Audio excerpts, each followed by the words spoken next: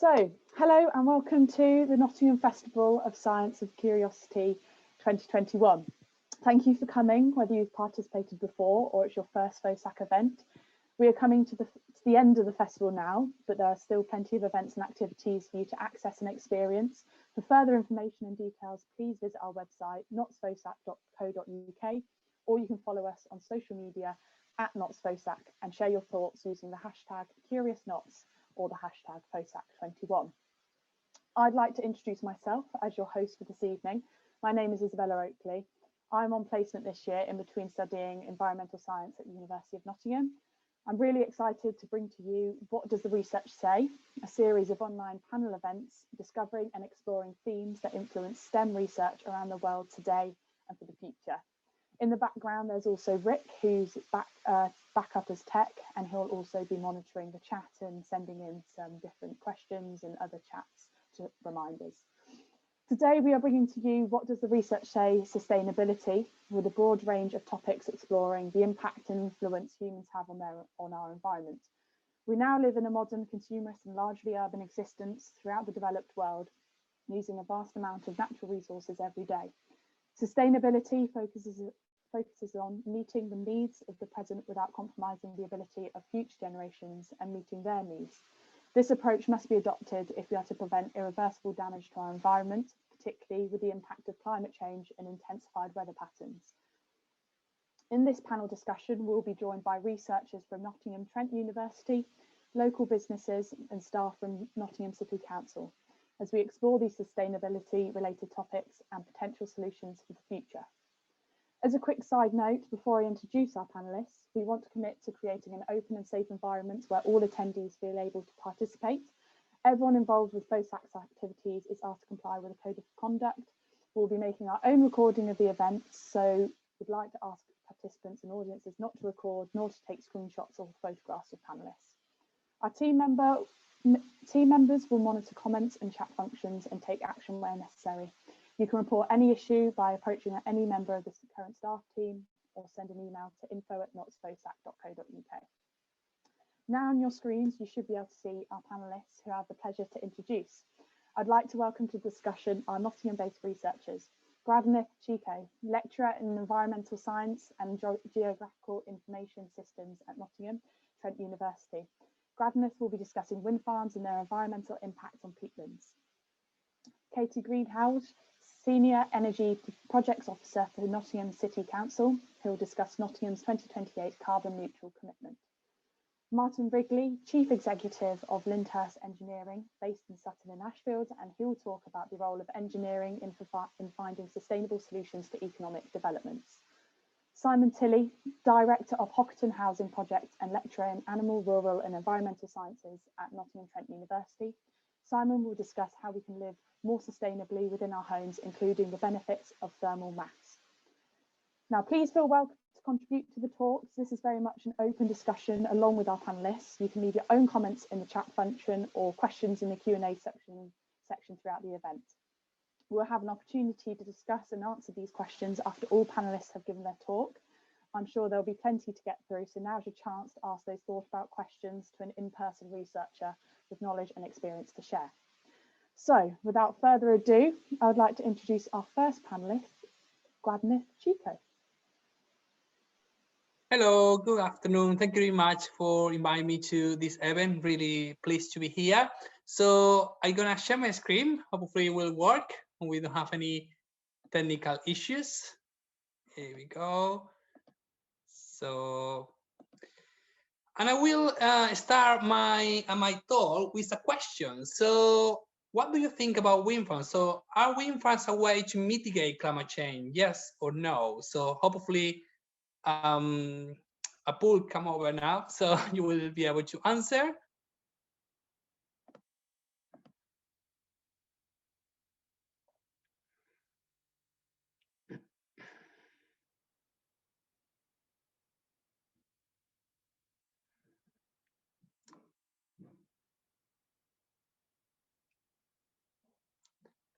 So I don't know what's supposed to happen now. First time I do the poll. Yeah, I think they'll be coming through. Okay, fine, put it on the perfect, screen good. when he's got enough. Perfect.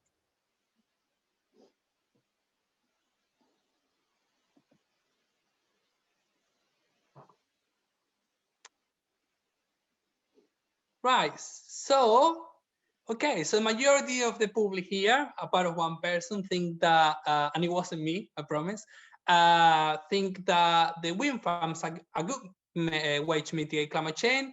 I maybe agree, but let's see what I have to say today, and after that we will do the same question. Hopefully it will change your mind. So let's then study the impact of the wind farms on peatland environments. As Isabella said, I'm teaching at NTU and especially in GOS. But I also am doing a lot of research about peatland environments and the impact of different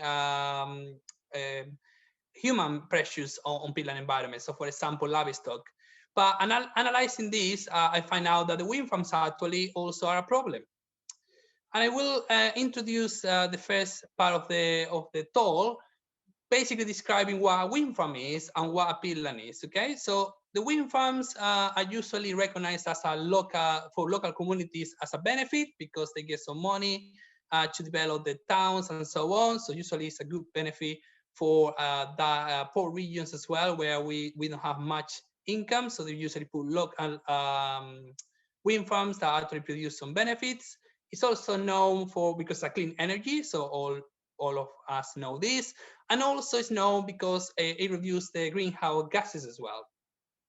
Now, in terms of the peatlands, on the other side, we have a very small area of peatlands covering the Earth's surface, so only 9.8% of the Earth's surface is covered by peatlands, but they actually store more than 20% of the terrestrial carbon on the Earth. And finally, they also are a carbon sink when the peatland is in a good state or it is restored. And within the peatlands, we have a very important one that is the most common in the UK, but also in Ireland and all the Atlantic area of Europe, this blanket box. As I say, it's very common in Scotland, Wales, Ireland, Northern Ireland, and England. So that's the countries where it's more common. So what happens when we actually try to put the wind farms and the peatlands together? So we start to have some problems. So, and the main problems that have been described already for many researchers is that where we install these turbines, the associated infrastructures that we have with these turbines. So as you can see in the photo, the tracks that you need to do in order to actually install that wind turbines, and whether or not the carbon balance of the peatland, so that peatland that was there before and it was in a good state, whether or not that peatland will carry on with that carbon sink function. And what the researchers have found out is we have some issues. So the first issue that we have is that we have impacts on the hydrology of the peatland, which is really important. As you can imagine, the peatland environment, so you're going to the Peak District, for example, you can see it's a very wet environment, and if we're doing tracks and turbines that have an impact on the hydrology of the peatland, change in vegetation community. So it has been demonstrated that by doing these tracks, we bring new vegetation to the peatland that actually change the vegetation of the peatland that we have there, and therefore we start to have that function of carbon sink. And finally, relate with that as well, we change that carbon sink function that the peatland have when it's natural to a carbon source. So actually, it's been recognized as well for the IPCC report that peatlands are playing a very important role in terms of carbon emissions, and not because the peatlands are degrading naturally, which also happens in some cases, but mainly because humans are having a huge impact on these peatland environments.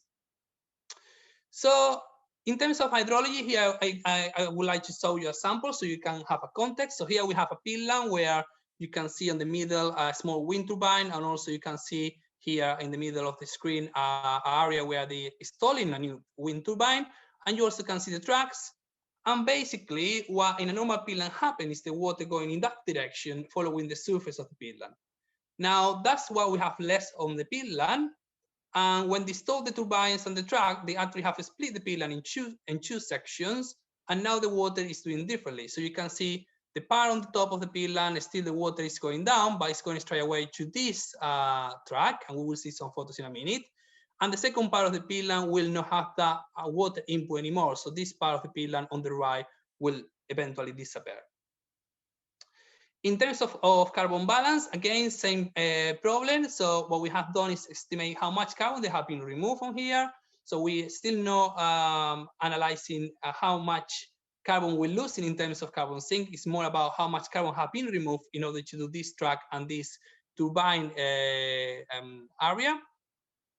And that is mainly the thing. So in terms of photos, so here we can see some examples of how it look like now. So a peatland environment, as you can think about Peak District, for example, again, it's a surface that is usually not very disturbed, but here we can see how they have digging on the pit until the bedrock, and we can see how on the left we have the pit that have they have cut the pit to put this wind turbine, saying in this photo, and then in terms of the track, you can see how the track have been actually built up in the middle of the peatland, destroying the majority of that, but also creating some drainage on the peatland, which actually is not good for a wet environment. So the aim of the research that we're doing at the moment is basically, first one is quantify the extent of the wind farm infrastructure on blanket box across Europe. So what we're doing is going country by country and looking at how many wind turbines and tracks have been built up in blanket box, which is a priority habitat for the European Union. And finally, we're evaluating the impact of the wind farm infrastructures on the hydrology and carbon balance. Obviously, I'm going to cover just the first aim because the second aim is quite much longer, but you can start to see how important is this problem, in this case in the UK. So here are some results of this process. So what we have seen is in deep pit by country. So deep pit is when we have more than 1 meter of pit usually, so very deep pit, so very good pit in this case because we got a low carbon trap on there. And usually when you have a very deep peatland as well, it means it's working as a sink usually. We can see that Scotland is a winner in terms of how much pit we have. So we have more than 7,000 kilometers square, following by England, where we have nearly 3,000, and a very little in Wales, really. I mean, obviously, if you think about the size of the country as well, that will make sense. But when we speak about the proportion of DP that we have in based on the size of the country, the history changed a bit because we can see Scotland is still on the top. So still Scotland will be the place where we have more peat. But in terms of Wales and England, we can see that they are quite equal in terms of the area that they cover on the country. So again, in Wales, the area that is covered by peat is really important in comparison with England. So in terms of the wind turbines, so we have quantified all the turbines. So I have a few students on placement that have done part of the job as well. And we actually mapping all the wind turbines across all the 3 countries. So in this case, Scotland, Wales, and England for the moment. And we find out, obviously, as you probably will guess, because we have more peatland in there, that we have nearly, 1,800 wind turbines over deep pit, over peatlands in Scotland, following by Wales and England. Now, if we speak about the deep pit, so that good pit that we were speaking about before, the situation slightly changed, and now Scotland is even worse in terms of the situation because the majority of the wind turbines in Scotland are actually on deep pit, affecting that hydrology and carbon balance. Whether in Wales and England, the problem is not that bad if you think about the numbers that we have at the moment. In terms of access tracks, so that tracks that we need to access to the wind turbines, we measure that in kilometers. So in terms of peatlands in general, we have, again, a winner here because obviously we have more wind turbines. So it makes sense that we have kind of the same numbers in terms of access track that wind turbines. But again, when we're looking at the access track on deep pit, we can see the same situation that we have in Scotland, which completely makes sense. But we can see how bad is the situation in Scotland in terms of that wind turbines placed on natural carbon sinks that may not function now as carbon sinks as a consequence of the degradation actions that we're doing on there. So in terms of just to explore a bit more the results so you can have a better picture of this.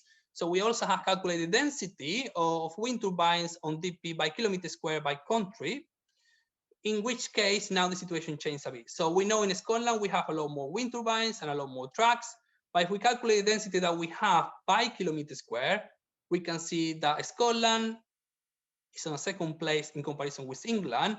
And the problem in England, even if we have less quantity, is much worse in terms of the density. So again, if you put one wind turbine every 3 kilometers, it's not the same that you put one turbine every kilometer, because again, you're affecting the hydrology of the peatland and therefore the carbon sink function. In terms of the track, slightly different situation in here, which is really interesting. Again, the Scotland is the winner in here, following by Wales, and finally England. So it's really interesting how that density of wind turbines on deep peat is much, much greater in England. When we analyze that by counties, now we start to see a bit more of the answers of this. So basically, I have done a bit more of analysis here to give you a bit more of flavor of what we're looking at. And what we have done here is quantify the wind turbines by county. So again, you can see that Scotland situation, especially in the north of Scotland. But we explore a bit more the data, then we will see different situations. So again, here is the density, the number. So we can see the density on the south of Scotland is much, much greater. So we have more wind turbines on the counties. And finally, if we do that density of wind turbines by county and the surface of peat, we can see again that England is where we have the worst situation. So again, it's not only about the number that we have, which obviously is important, but it's also about how many we have on the peat surface that we have. Because again, if you have a million kilometers square and then you have a million wind turbines, it's okay. Well, it's not okay, but it's not the same that you go a high density of wind turbines in a small space, because that will destroy completely the peatland. And that's what we have seen in Spain. So this research is also being it's being done in Spain and also in Ireland. And we're looking at the different situations on there. And in Spain, the problem is we have very small surface of peatlands with a lot wind turbines in the same place that destroy completely the peatland. So again, in Scotland, they have a policy as well to actually reduce the impact of the wind turbines. And we can see how they're trying to mitigate this by giving more distance. But again, we can see that the consequence on hydrology and carbon balance could be very important. So finally, to finish with one of the results that we're looking at, so that's the peatland again, how it looked like normal. So you can see that black areas on the middle is usually ponds where we have some standing water.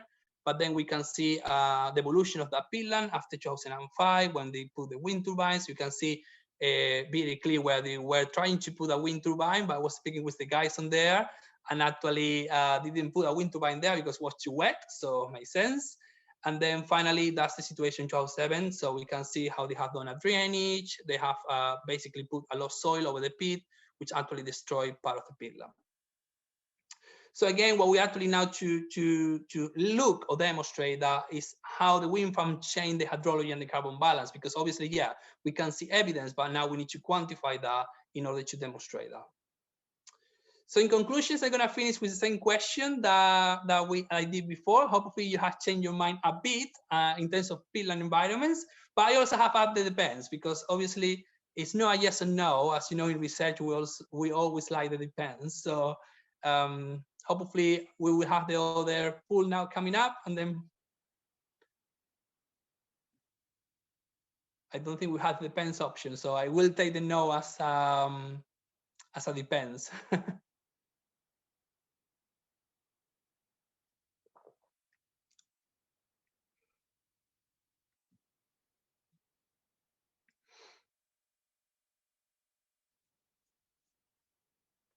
Hopefully there is also a bit of change. That's what we'll expect. It's not that against the wind turbines, but we need to be careful when we place them, basically.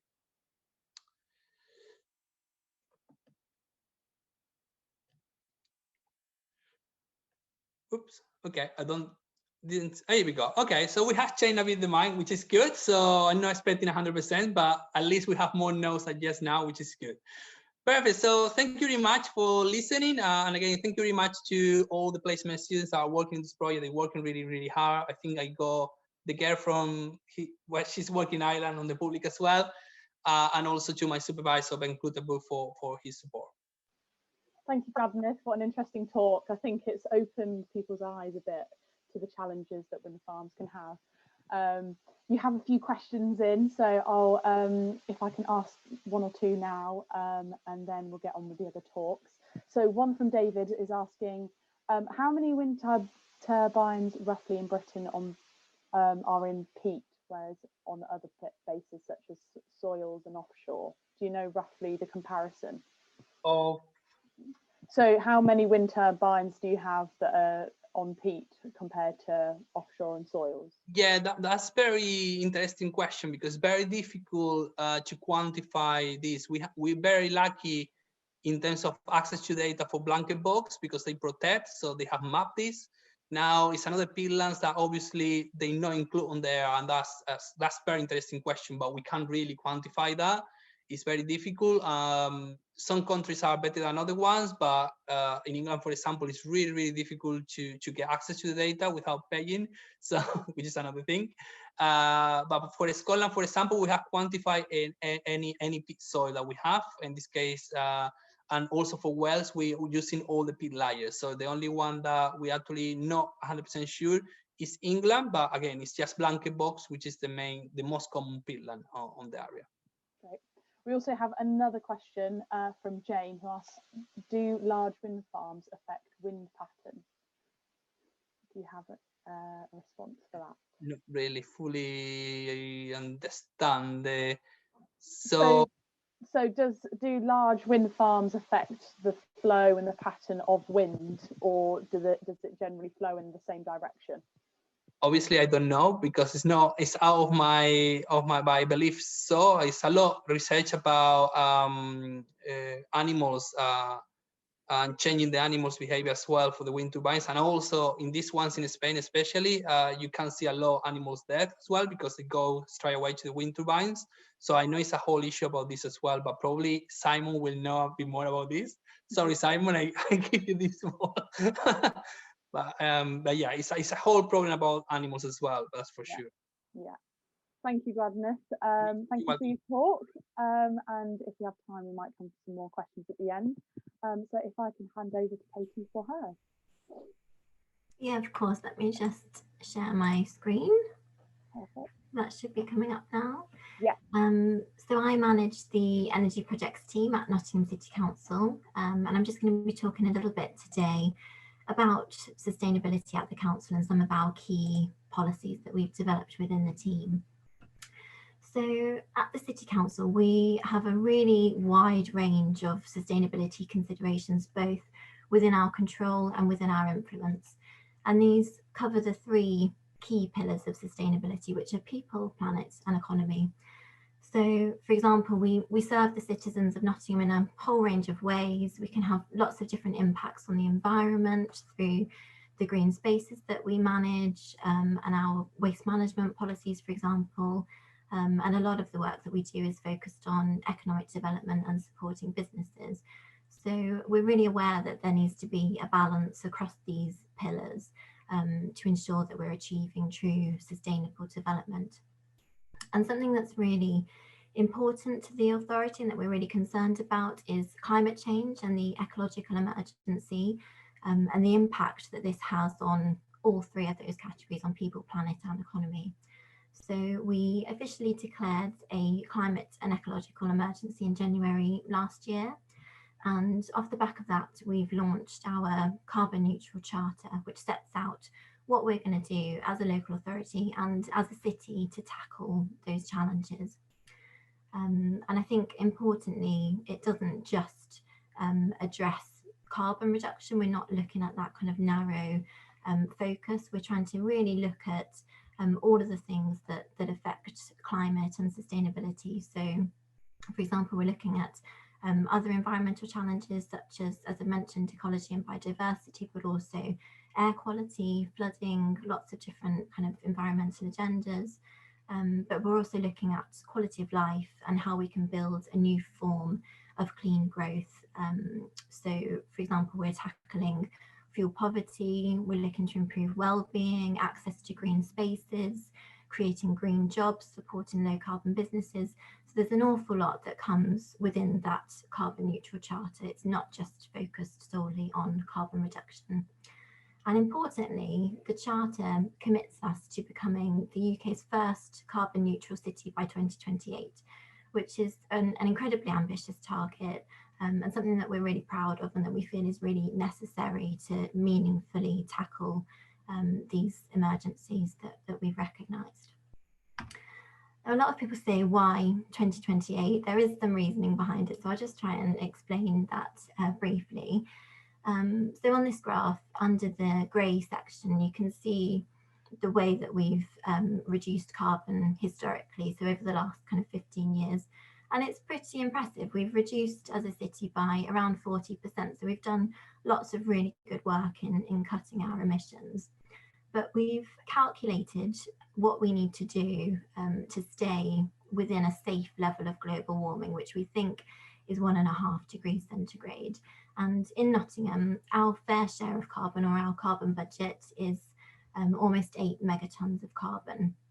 And if we continue on our current path of decarbonising, that complete budget will be exhausted by 2028. So we thought that's a really good target to set to achieve what we need to achieve to reduce global warming.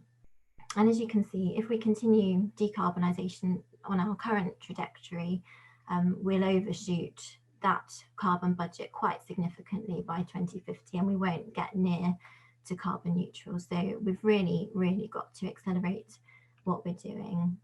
The next graph shows how much we need to accelerate that. So there's different pathways that we can follow to achieve carbon neutral by 2028, and each of those has a different kind of total amount of carbon that's emitted. But we know that we need to reduce our emissions by somewhere between 20 and 30% annually. So it's a significant shift in what we've been doing to achieve those targets. So I just wanted to emphasise the kind of scale of change that is required to meet that really ambitious goal. So what are we going to do to get there? Alongside our carbon neutral charter, we've released a carbon neutral action plan, which covers lots of different areas and themes and has actions below them that the local authority can do, that the city can do, and asks of central government as well to change policy to enable some of these actions to happen. It covers transport, the built environment, energy generation, waste and water, and consumption. So it covers a range of different areas.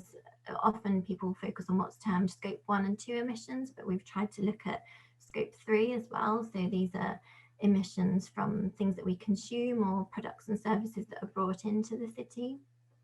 And we really want to focus on that carbon reduction first, so cutting our emissions as low as we possibly can. We recognise that we probably can't get that to zero, so the next step is to look at offsetting. And again, there's a hierarchy to the actions we've got under carbon offsetting. So first and foremost, we want to look at how we can manage carbon within the city. So carbon sequestration refers to the way we can absorb carbon within our city boundaries, so through tree planting schemes or better managing the green spaces that we have within the city. And then if there's still carbon that we have there, we can move on to carbon capture and offsetting, which would take place outside of the city. We've also recognised that even though we're trying to limit warming to a safe level, there'll still be impacts based on 1.5 degrees warming. So it will change our weather, it will have various impacts on our daily lives. So we've also got chapters around resilience and adaptation, which looks at what we need to do to adapt to even that 1.5 degrees of warming. And as I mentioned earlier, we've made the link to the ecological emergency, and there's a whole chapter on biodiversity and what we can do to increase the species of plants and animals within the city too. So I'd encourage you all to go and have a look at the plan and all the actions underneath it in a bit more detail. I've got just a few examples of some of the actions that we're delivering at the moment, and I have to admit that this is very, very biased towards energy. As energy projects manager, that's kind of my specialism, but there is so much going on within the city around transport, waste reduction, consumption, so don't think that we're just focusing on energy solely. So just running through some of the projects and very briefly, we've not got too much time today to go into detail, but for example, we've focused really heavily on energy efficiency.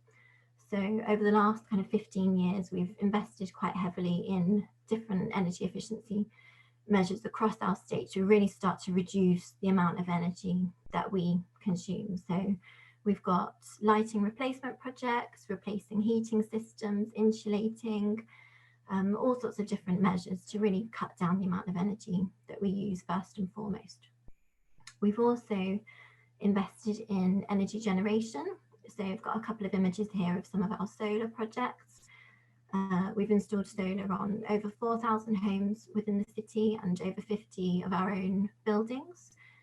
We also installed some of the first solar carports in the country, so really trying to make use of kind of not very useful spaces like car parks to turn them into a way to generate energy.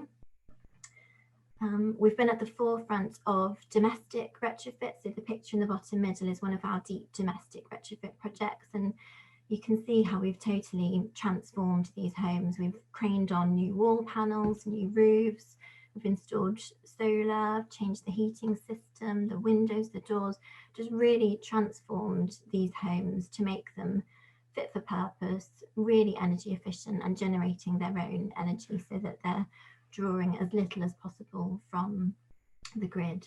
So that's a project we're really proud of.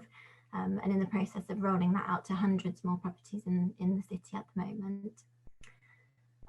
We've also done some work on our district heat network. So the picture at the bottom right shows one of these projects. We've got one of the largest district heat networks in the country in Nottingham, but it's also one of the oldest. It's fed from our energy and waste facility. And this project used drones to identify leaks on the network so we could try and make it more efficient without having to dig up lengths of pipework. We could really pinpoint where those inefficiencies were coming from. And we've also got a project in the north of the city looking at how we can use other ways to feed heat networks. So we're looking at the moment at mine water. So we've got lots of abandoned mines around Nottingham that are filled with water that can be used to heat our homes, our schools and our community buildings. That's a really exciting project that we're trying to understand the feasibility of at the moment. And the final diagram that I've got here represents our vehicle to grid project. So at our main depot in Nottingham, we're trialling this technology, which is basically a way of using electric vehicles more usefully. So, for example, we'll charge a load of electric vans that we've got. We've converted quite a lot of our fleet already to electric vehicles. And when those vans come back to the depot at the end of the day, it's kind of at the same time as the peak demand on the grid. So we can draw energy out of those vehicles to be used elsewhere and reduce that demand on the grid. So either in the buildings on the depot or fed back to the grid itself. So again, a really interesting way of balancing energy and using it as usefully as possible. So that's just kind of a snapshot of some of the projects that we're working on. And I just wanted to finish with what you can do to support the agenda as well. I think I've referenced that we can't deliver this just as a local authority. We need citizens, businesses, organisations within the city to get behind this and change their lifestyles in order to reduce carbon. So on our website, we've got a whole range of top tips about things that you can try to live more sustainably and reduce carbon. We've got a Twitter and Facebook account, which again has lots of information, but also sets challenges on the 28th of each month that you might like to participate in. And we've also got a newsletter, which again sends out lots of information. So there's, you know, different ways there that you can get involved.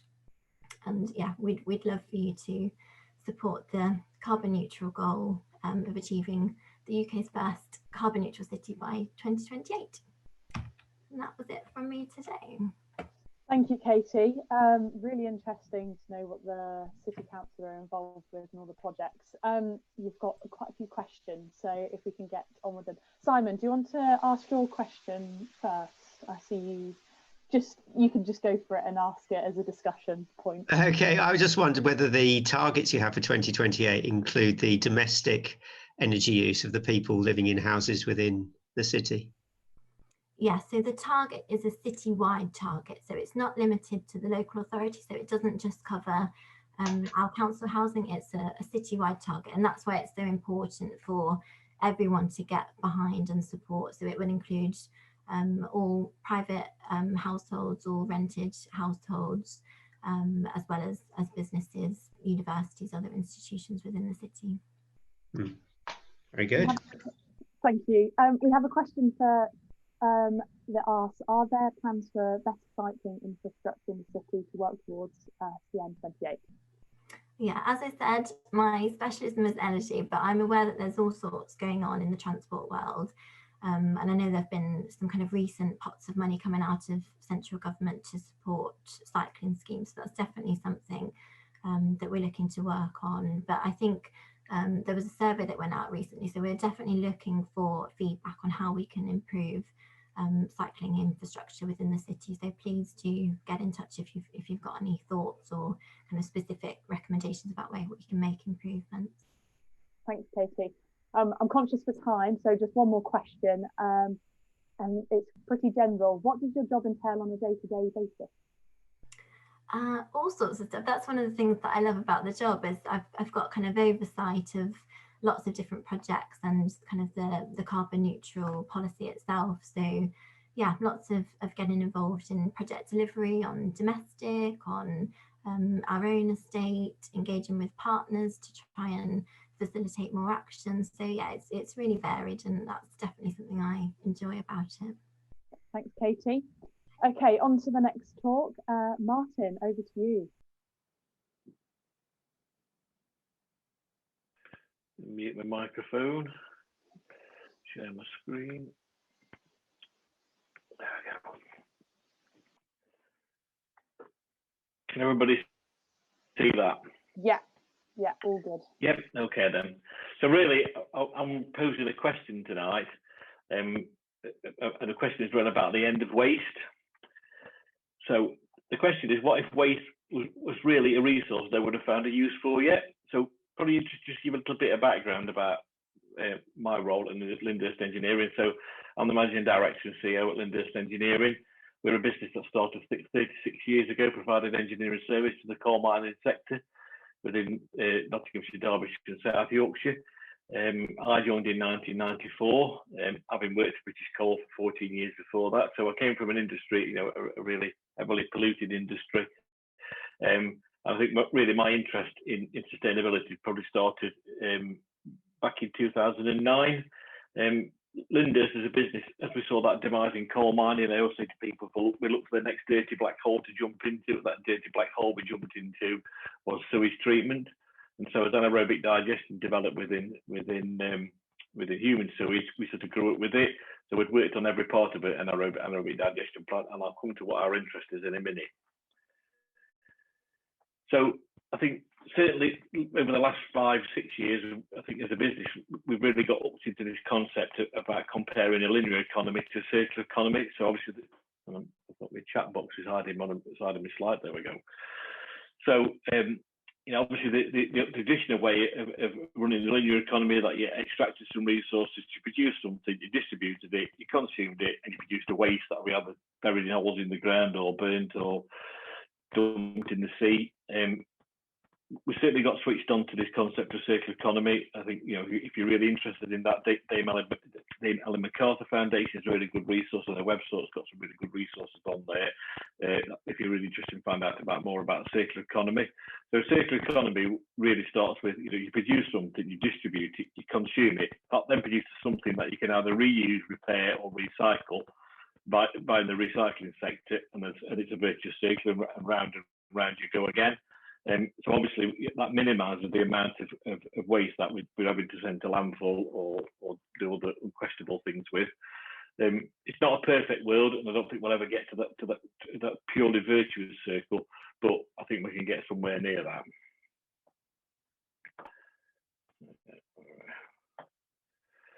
Just a minute, slides are moving on. There we go. So I talked about the reuse, recycle, repair, recycle, recover.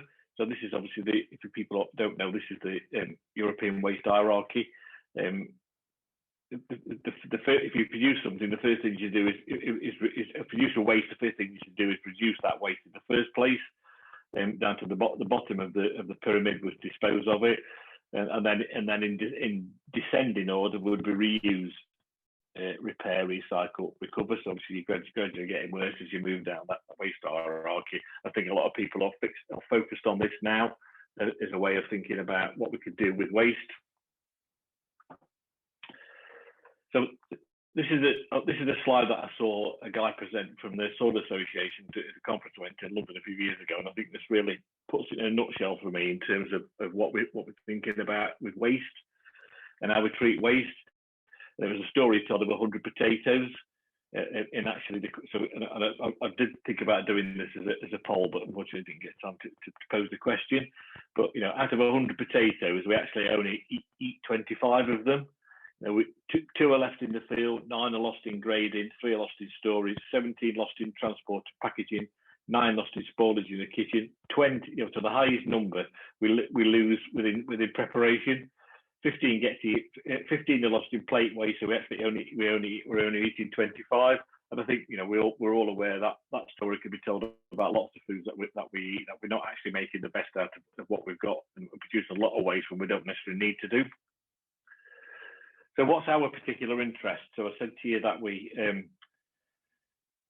as coal mining demised, we were fortunate, some people might say unfortunate, to get involved with anaerobic digestion of human waste. And for people that aren't aware of anaerobic digestion, because I've been caught foul with this before with sessions I've done, I've got a slide. The next slide I'll probably explain it a little bit better.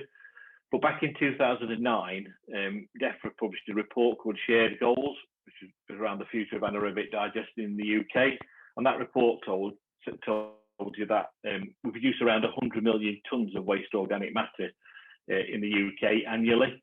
And at that time, about 1.5% of that organic matter was being used, was going through some form of anaerobic digestion. So anaerobic digestion is basically a process where you use bacteria in the absence of oxygen to digest organic matter. And that organic matter can come from animal slurries, food waste, anything that's got a carbon content as a waste stream will be classed as a feedstock for an anaerobic digestion.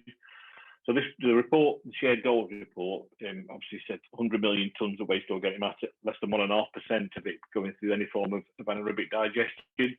And I think that percentage now has gone probably as high as 2.5%. So we sat on top of a huge untapped reserve of waste that could be turned into energy. So we really got introduced to this. It was a government quangle that no longer exists, which was called NIST, the National Industrial Symbiotic Programme. And they looked exactly what I started at the beginning of the talk to postulated. They were looking for people who've got waste that actually other people could use as a resource and trying to connect people together. And that's where we got involved initially to start looking at dairy waste. So we partnered with Nottingham University to really take what they developed in the laboratory, which is a piece of technology called a microbial fuel cell, where unlike traditional aerobic digestion, where you've got you only need huge volumes of waste to make the thing work, to make it financially viable. We actually tried to make the process happen faster by using engineering to control the process.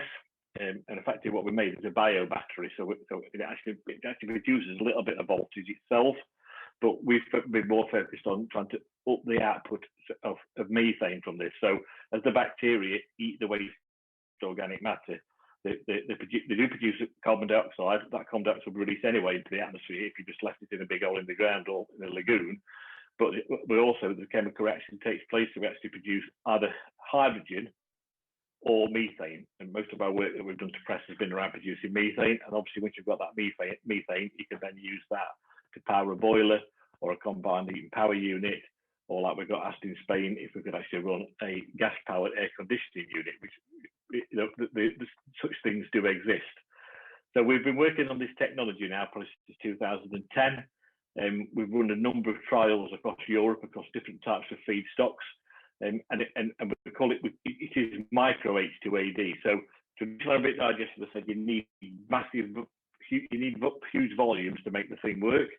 And typically you're looking at a residence time of the stuff stopping in there for at least 3 weeks. Our residence time's about 3 days, so the physical scale of the plant reduces. We do have an Achilles heel, and that Achilles heel is that at the moment there are incentives to incentivise anaerobic digestion plants within the UK, but they are all focused towards big plants.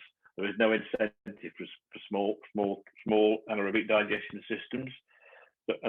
So when I read the DEFTA report in 2009, what I saw was the gap in the market for me is something that's small enough to be used at the source of waste production. So most waste that goes into anaerobic digestion now involves a lot of road haulage to get it there in the first place. We did go, probably the worst story I heard was a cheese manufacturer who was sending waste from his cheese manufacturing process between 5 and 7 tanker loads a week to an anaerobic digestion plant in Hull from the East Midlands.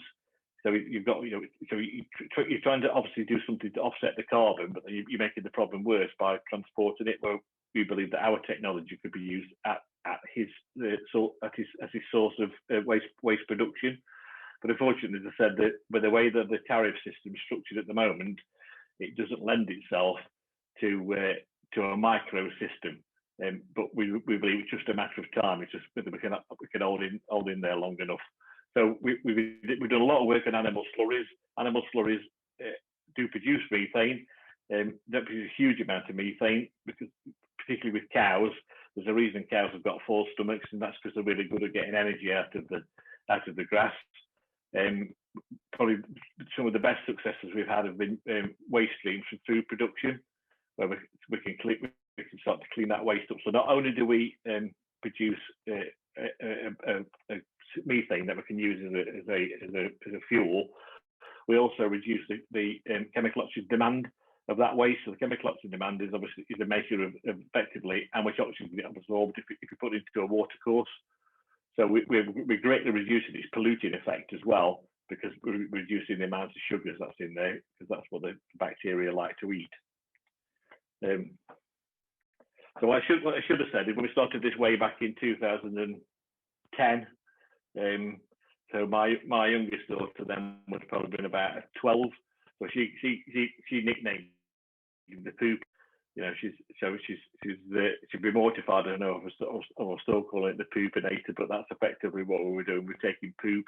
We've done a lot of work in schools talking to kids about trying to get kids switched on to the power onto poop power, and how much energy is inside poop, and how much of it we're not actually tapping into. So really, I think this is probably my last slide. So just to explain it in really simple terms, and I obviously I've been caught out before when I underestimate. I expect that people will know, assume that people will know what anaerobic digestion is. So in this particular instance, a cow eats grass. They obviously take the sugars out of that grass, but they can't get everything out. So there's some bits left in it which comes out in their poop. We then put that into our poopinator, where bacteria eat it and produce a biogas that burns. We actually produce a very high purity of our high level of methane in our biogas because of how the architecture of the system works. But we're really trying to use engineering to control a bacterial process, which has its challenges. And that's me. Thanks, Martin. Some interesting stuff there. We have a question that is asking for what was the source that you suggested to use for circular economy? I think it was earlier at the start. Sorry, Isabella, I didn't understand the question. If you just say it again, sorry. So they're asking for the resources that you used for circular economy. That's all we've got. Sorry. Dame Ellen MacArthur Foundation. I should have put the link on the slide. I will try and find it now. We'll be able to, if we've got our Simon's presentation, I'll post it in the chat box so people can see. That'd be great. That'd be great. Thank you, Martin. We've also got another question. Is your biogas the sort being used in Nottingham buses, for instance? It's not, but it will have come, if it's a biogas, it will have come from some form of anaerobic digestion. We actually did do some work on the gas handling plant for the buses in Nottingham. We manufactured the bit that effectively supports the pipe that the gas goes through, so buses don't hit it. So we did do a little bit of work on that. And strangely enough, we've now developed somehow we've become recognised experts in handling poop. And believe me, I've looked at everything from lions to polar bears, and all sorts of nasty food waste. But it interests me. Brilliant, thanks, Martin. Great to know. Okay, we're on to our final talk. Simon, if you could take it away.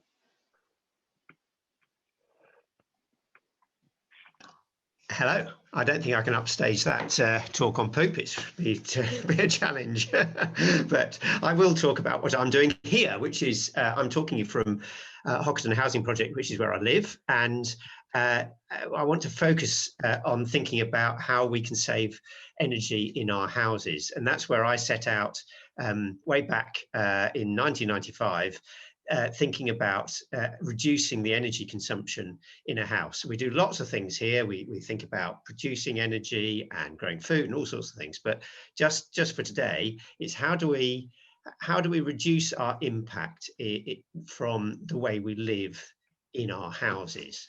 And I'm going to share my screen and show you a few pictures of where I live. So the first slide, hopefully you can see now, which is I'm actually sitting in a room there, although it's gone dark now, obviously. Zero heating yet warm, I've entitled it. So our mad idea was to build super insulated houses, and with a bit of a trick involved, and that's what I want to talk about. It's to such a degree that we could ditch the heating system and of course get rid of all the consequences of supplying that energy to houses. But I'll start with a quick sort of quiz, if you like, which and the question is, in your home where you're living right now, what uses the most energy? And I think we'll just deal with the first bit of that question first, if that's all right. So, and this QR code or that link will take. Hopefully, we can put that link in the chat box. And if you're prepared to take part, it's very quick. There's only 4 or 5 things in there to choose from, and then we'll have a look at the results of the quiz as they come in. And so in the if you click on that link, you'll see you've got an opportunity to put 5 votes would be for if you think it's all coming from one thing, which might be the lights, or you might want to spread your votes around and hedge your bets because there's heating and there's hot water and there's everything else. So if you have a go at that quiz, I should be able to show you the results as they are coming in from everybody. Already we have 7 responses, that's good. So we've got lights and appliances, they're on 3 stars at the moment. We've got space heating 4.5, hot water 4, cooking 4. How are we doing? Got 14 responses. Anybody else want to throw their 2 penneth worth in? Can you see that response? We can't see a response, we can see your presentation. Okay, so I will just reshare. I think I have to jump out and come back in again into the, there we go. Hopefully you can see that now. So the votes are mostly in, which is great. So we've got the biggest one is space heating, and then followed by hot water, and then we've got 2.56 versus and then lights and appliances. And actually you've done really well. This is fantastic. So it is space heating, but by far and away the biggest chunk is space heating actually, and then hot water, and then the other 2 are relatively small. So very good. I will now go back to my presentation and carry on, because yeah, so there's a pie chart of a typical home in the UK. This is typical home, say 3 or 4 bedrooms. 60% of the energy you'll be using will be for keeping the actual room warm. 23% for hot water, and then cooking and lights come in. Cooking is really difficult to deal with. Space heating was the one we thought, wow, that's a big chunk. Can we deal with it? And of course you can. And the key way to do it is super insulate. So here's a cross-section drawing, lots of detail there, but the only detail you can really see, other than perhaps the fact that we're earth sheltered, there's earth on the roof, is we've got a lot of insulation right around the house. We've got a massive insulating box. And that is pretty logical, really, isn't it? You want to keep something warm, you put insulation around the outside of it. And then what we've done is think about, if we can keep heat in, we can use passive gains to keep the space warm. And if we put enough insulation, we can possibly, so this is a model of the house, we can possibly create a building that has such a low energy demand that the sunshine coming in through the windows, you can see here, obviously it's dark at the moment, but so I've got this model with the roof taken off, and you can see sunshine coming in through the front conservatory. And okay, that's fantastic, isn't it? If we can design a house with enough insulation, we can keep it warm. But you'll probably spot a problem, and the problem is dark. It's nighttime. It's winter. Sun doesn't shine so well. And how have we solved that? Well, that's the key difference between our house and most other super insulated houses. This is us building the houses now, is that we've built the houses so that they have a great big storage heat battery. And that enables us to store the energy from the summer to the winter. So here we go.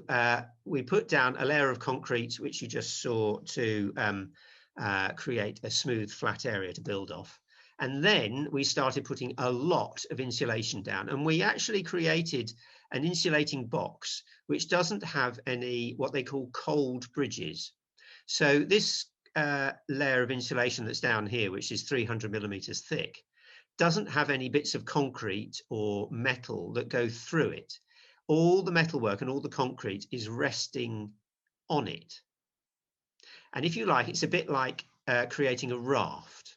So the concrete raft, so you can see here reinforcing here, and the concrete will be poured into this space and form a massive concrete slab, which you can see here. And then we built off with concrete blocks the walls of the houses. And that's creating a house which is not only the house, but is also a lump of concrete that is completely thermally isolated from the outside world with the insulation.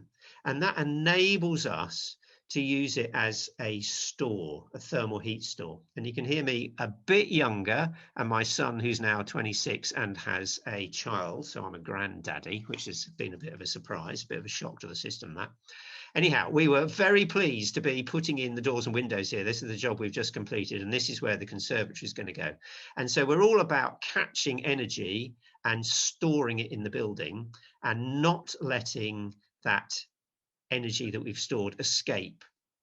And that's basically it. That's the fundamental principle by which the houses work. So we have a method of capturing the sunshine, which is, well, what is it? It's glass. Fantastic. Then we've got a method of storing it, which is actually the fabric of the building, which is the concrete, but we've built it in such a way that there's no way the heat can escape, because it's got this very thick concrete, this polystyrene box around the outside of the concrete box.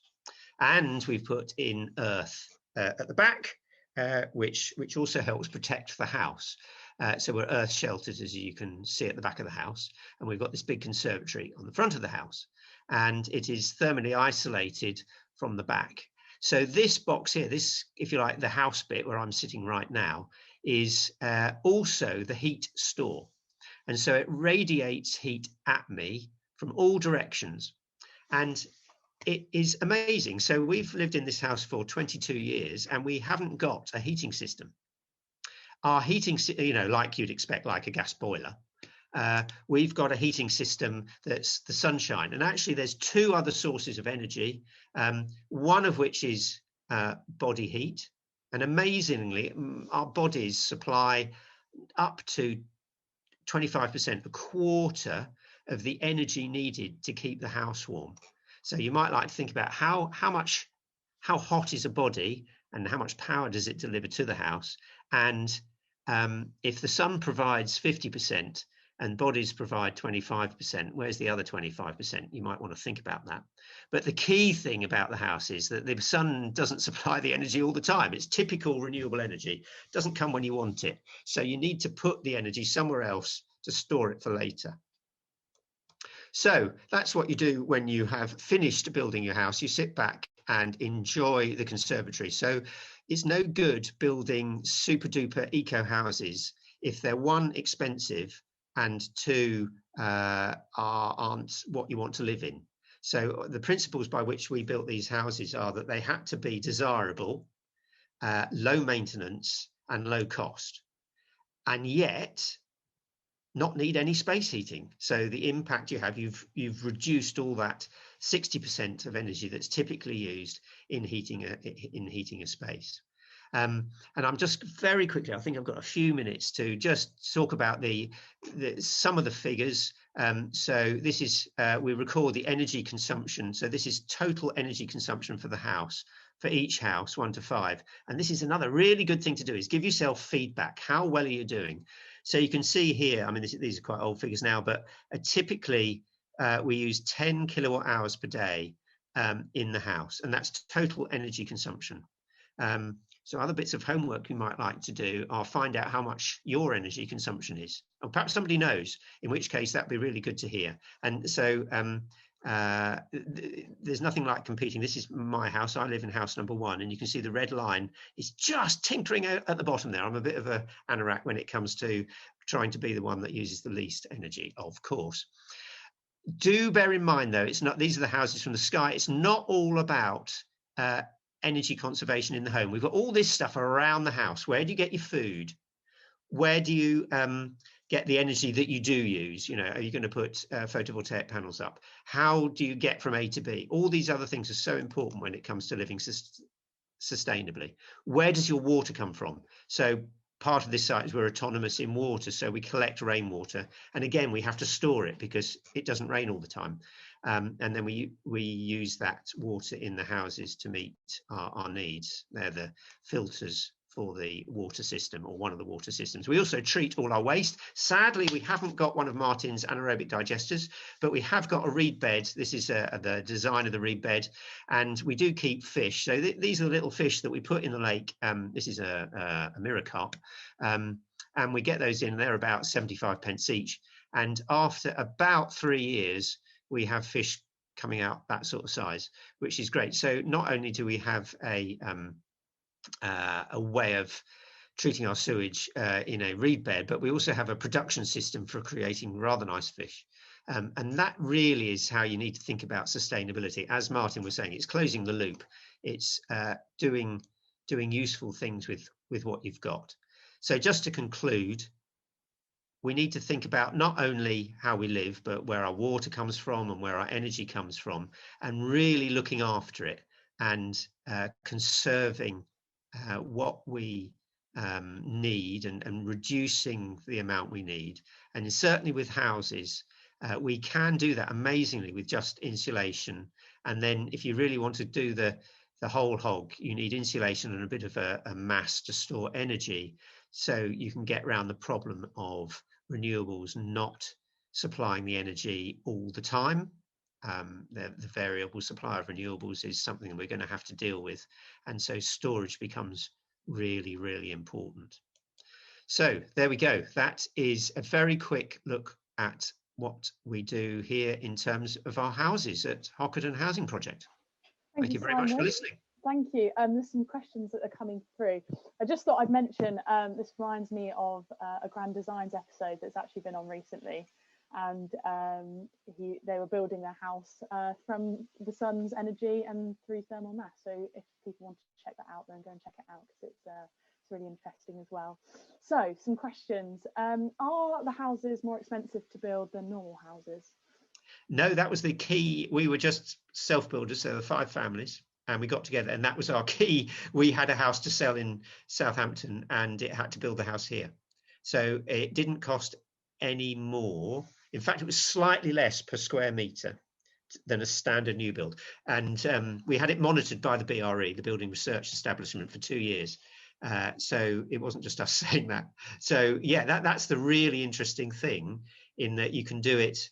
I mean, we did make compromises. It is a simple type of construction, and it's if you think about the typical house you might see on Grand Designs, it isn't grand in that sense, but it is very functional. It's function before form, is how we like to put it. And sustainable, which is good. And it is sustainable, yes. What is the average temperature during the winter inside your house? Okay, well, I can do that right here. So there's the thermometer, 18.1. There you go. Perfectly warm. So I mean, that's the temperature. You can see I've got a jumper on. That's key to saving energy, is put more clothes on in the winter. But 18.1 is I've been sitting here all day doing lectures and this, and it's quite all right actually sitting still with that on. And that's partly because it feels completely different. So if you're used to a house with a radiator and a lot of heat coming out of one part of the room, and over by the window it's cold, this house doesn't do that. The whole, all the walls are at 18 degrees, yeah, and the ceiling and the floor. So you get radiation coming at you from all directions at 18 degrees.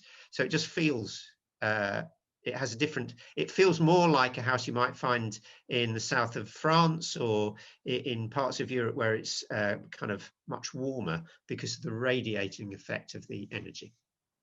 And a final question, because I'm conscious of time, but around, this is from Annabelle, and she says, around the estate that I live in, we were all offered cavity wall insulation. Does this help keep the heat in and stop us using the heating as much? Is this what you're trying to achieve? Things that stop people from using heating?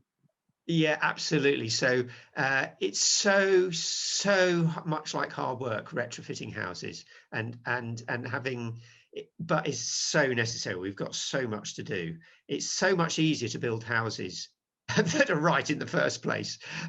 So cavity wall insulation is a great thing to do. Typically your cavities will only be 50 millimeters thick. Now we've got 400 millimeters of insulation in some parts of this house.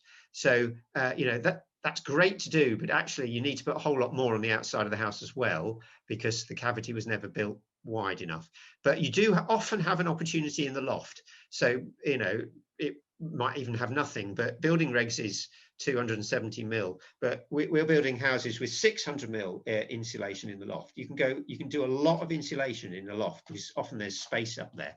So that's one big opportunity. And the other key thing is ventilation losses. So thinking about, you know, if you've got a chimney, you need to block it up when you've not got a fire in it, because that's a huge leak of heat straight up the chimney. You've got poorly fitting windows and doors.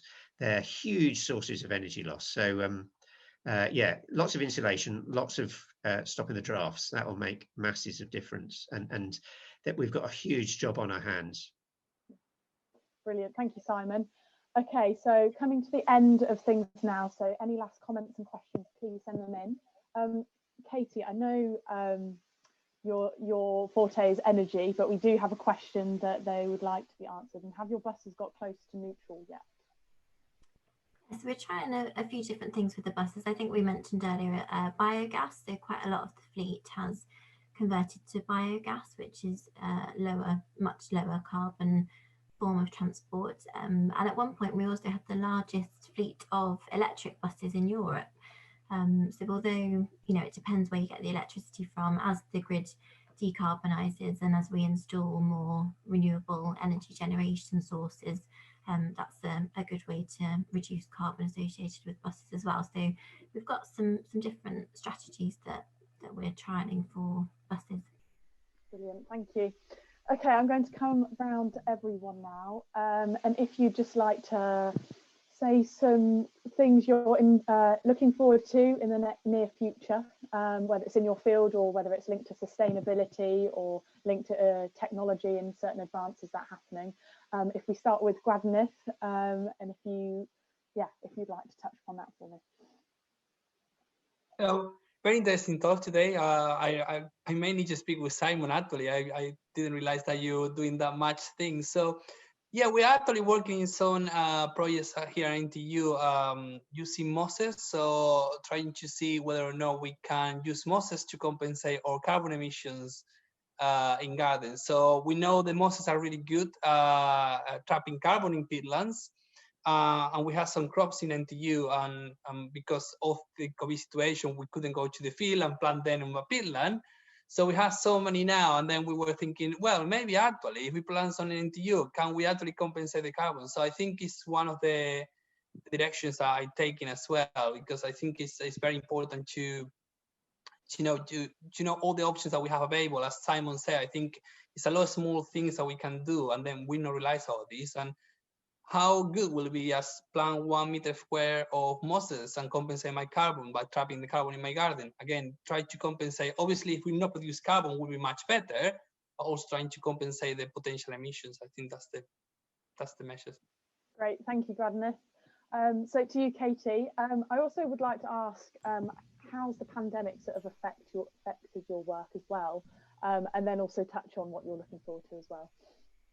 They're actually connected. So through the pandemic, we've been really worried about levels of fuel poverty rising. So people are spending a lot more time in their homes, having to, heat their homes for longer. We're worried that people aren't heating their homes to, a safe level. If you've got a cold house, it impacts upon your health. So that's something that we're really concerned about and want to focus on. So just mention a couple of projects we're delivering. So we've got the Warm Homes Hub. So if anyone is worried about fuel poverty, so not being able to pay their energy bills or living in a cold house, I'd really recommend that you search for the Warm Homes Hub online. There's a number you can call and people can talk you through all the different options to support you with that. But it's also been a real focus for central government is improving people's houses and reducing energy consumption and carbon emissions. So something I'm looking forward to. We've got a few projects coming through that we've secured funding for, and I think there's going to be a raft of incentives from central government for people to improve their houses. So yeah, linking to what Simon's said earlier, just really recommend that people do as much as they can with these various schemes that are going to be available to them to improve their houses. Great, thanks Katie. Great to increase awareness for as well. So to Martin, same question. What are you looking forward to? Any advances in your field or linked to sustainability? Yeah, so what I'm looking forward to is we're about to start to collaborate with two other businesses who are doing complementary technologies that complement our technology, and we think we can create a complete system for treating municipal waste that produces actually two forms of energy.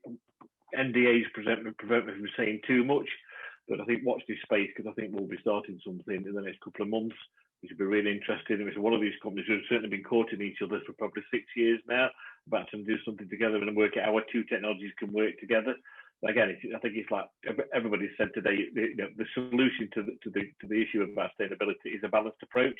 There is no one approach. It's about getting that mixed together, people working and collaborating more and working innovatively to find solutions. So that's what I'm looking forward to. Thank you, Martin. As you say, about that collaboration and everyone working together.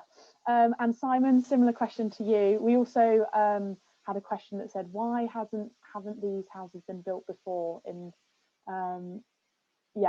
Why haven't they been built before? Well, I obviously haven't done my job well enough, basically. We need to transform the whole of the, it's because of vested interest, sadly. So if you can build a house and sell it, and it's quick, cheap, and you've built it before, the motivation for doing something different just isn't there, in a nutshell. That's my thought there. What I'm looking forward to is making the whole of Hockerton, the village where I live, zero carbon. And I'm working on that with a new project looking at zero carbon boilers with heat stores. So that's dealing with houses that are really hard to retrofit and how to supply renewable energy for heat to the houses. So that's a very exciting project. And at a personal level, which I think doesn't come up very much, but is starting to make and can make a huge difference, is that I'm actually just thinking about where my money's put.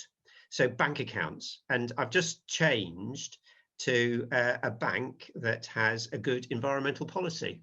So it doesn't affect me hardly at all in terms of the function of a bank, but it makes a massive difference, disproportionately big difference to where things happen sort of around, because banks invest a lot of money, and if you give it to the right bank when they've got your money, they'll be investing it in the right place.